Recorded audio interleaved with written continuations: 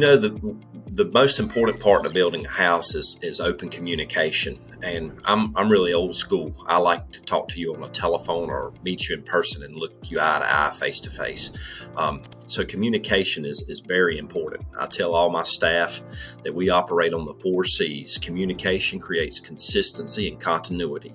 And basically what that states is if you keep your customer informed, then everybody's on the same page, we're operating in the same way, and everything's going to be all right. If there's a problem on a job site, we need to communicate that to you. If we need something, we need to communicate that to you. So it's very important. I think it's probably the biggest thing for us that we do a great job of communicating. A lot of our past customers and current customers say they like the way we do it.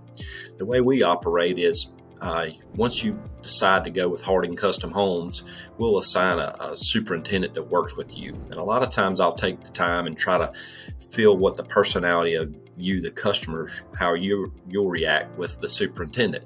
All personalities don't mesh well together. Some mesh better with others. So I try to coordinate that and see if your personalities will go good with my superintendents. And then from the very start, once we go through the process and you decide you want to build with Harding Custom Homes, we'll take the time and sit down with you. I'll have the superintendent come in the office. I'll have you come in the office as the customer. We'll sit down. We'll go through your plans again in great detail. We'll go through the scope of work. And it'll give you an opportunity as the customer to ask questions. It also gives the superintendent an opportunity to ask questions so that we can make sure we all start out on the same foot. It's just like dancing. If you start out on the wrong foot, it never ends well. So we want to make sure we're all on the same page and headed in the same direction.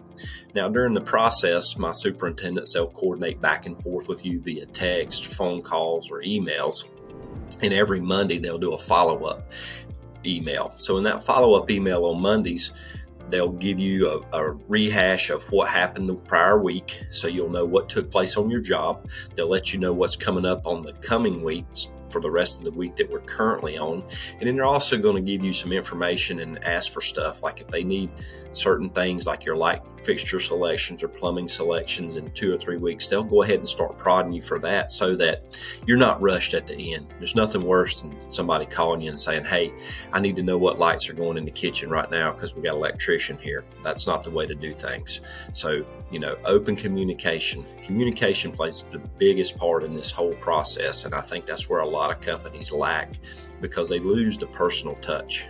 We try to keep our superintendents on 3 to 4 jobs tops. My fire service career, we were all about span of control and managing people. And we know that 3 to 5 is the optimal number for somebody to manage. Same goes with a house. We try to keep them at 3 to 4 houses at a time. That way they are on the job, they know what's going on, and they can communicate well with the customer so they know what's going on and keep them informed.